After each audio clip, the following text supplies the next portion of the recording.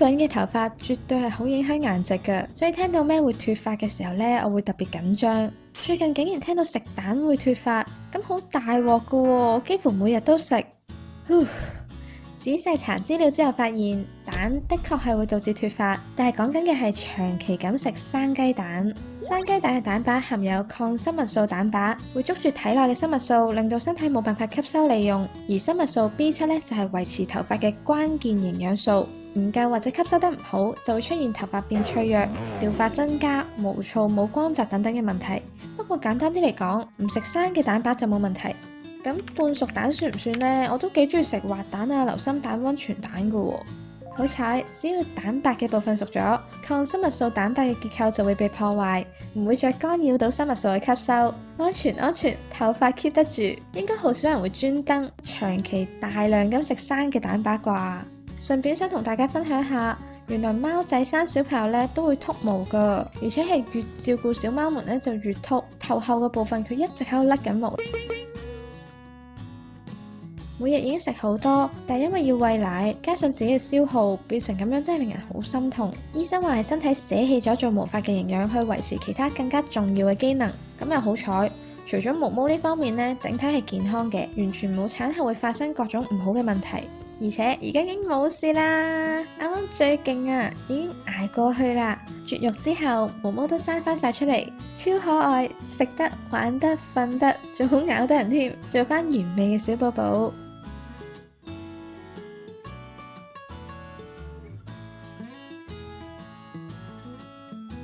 既然知道咗蛋唔會導致脫髮，而蛋黃反而係含有頭先所講嘅維他命 B7，咁我跟住再分享3款蛋做主角嘅食譜俾大家。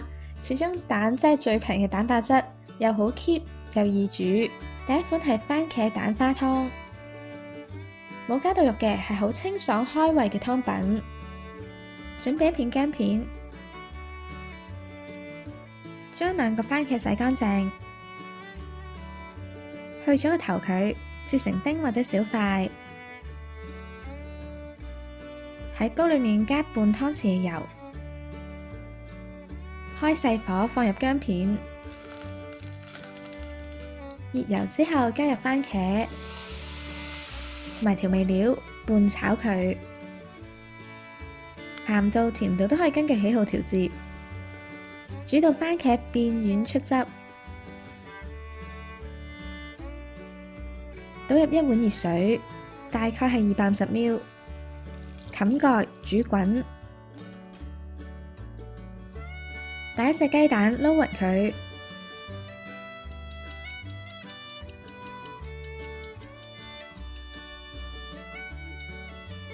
湯滾咗之後呢，加少少嘅胡椒粉同埋麻油，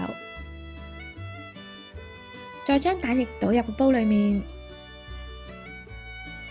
等20秒。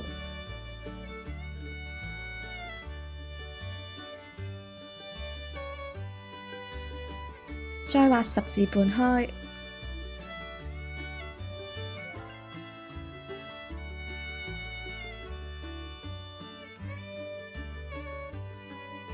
最後可以撒啲蔥花，就完成啦！極簡單又營養嘅番茄湯，淨係需要番茄、雞蛋、薑就煮好，味道酸酸甜甜，十分開胃。因為茄紅素係脂溶性嘅，適量嘅油分可以令到茄紅素溶解出嚟，加速人體吸收。食嘅時候最好都連番茄皮一齊食。第2個雞蛋食譜呢係紫菜沙律燕麥蛋餅，忍唔住要再分享多次。用麥皮做蛋餅，夠飽、健康又好食。準備一個細煲，一定要有不沾塗層嘅，如果唔係都係分開喺碗裏面撈咗先，煲熱完油再煎會好啲。只係咁樣就唔慳時間，亦都要洗多個碗，仲需要廚藝添。煎出嚟嘅燕麥蛋餅同煲嘅尺寸呢係息息相關嘅，煲嘅直徑越細，蛋餅就越厚，反之亦然。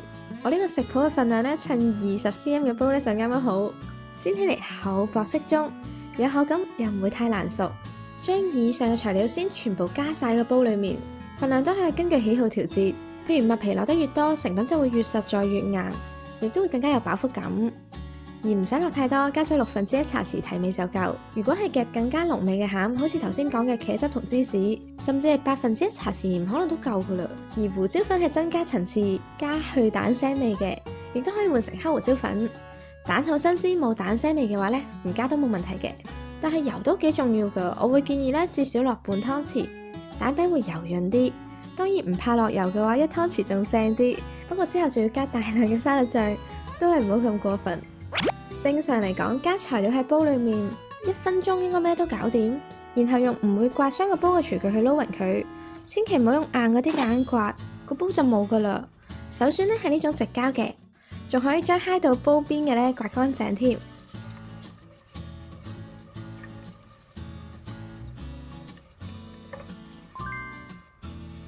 撈勻之後開細火，慢慢煎到蛋液凝固。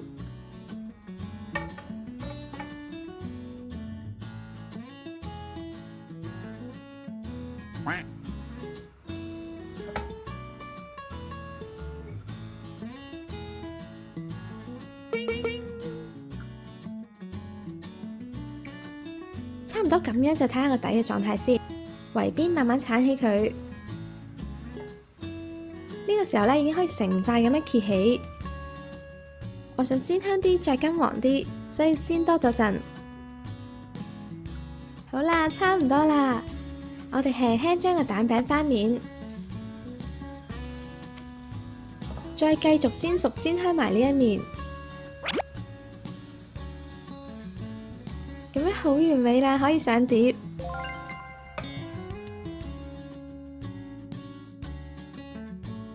最後放上半瓣紫菜，我用嘅呢一款呢係有調到味㗎。擠埋沙律醬，原諒我呢支就嚟用晒，擠得比較難睇啲，夾埋佢，就完成啦！真係好好食，蛋香十足。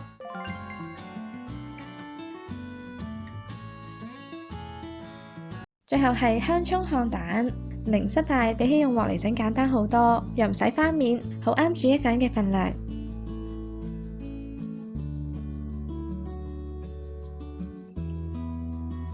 打2隻雞蛋，剪入適量嘅香蔥，再加1/6茶匙嘅鹽，同埋少少胡椒粉撈勻。1/6茶匙鹽係白口食都唔鹹嘅，可以根據喜好增減。準備煎蛋嘅模具，會比較唔黐底啦，同埋導熱啲。加啲油喺模具裏面，潤一潤佢，倒入蛋液，直接打蛋喺模具裏面發都得，但係就要小心刮花。氣炸160度13分鐘。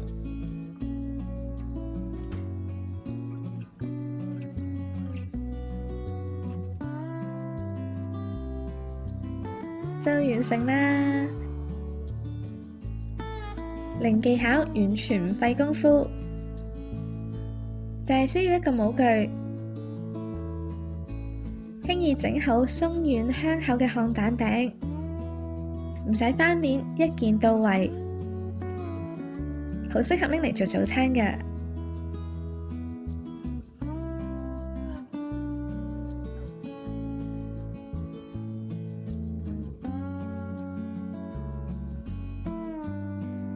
今集嚟到呢度，記得訂閱懶人廚房，我哋下集再見，拜。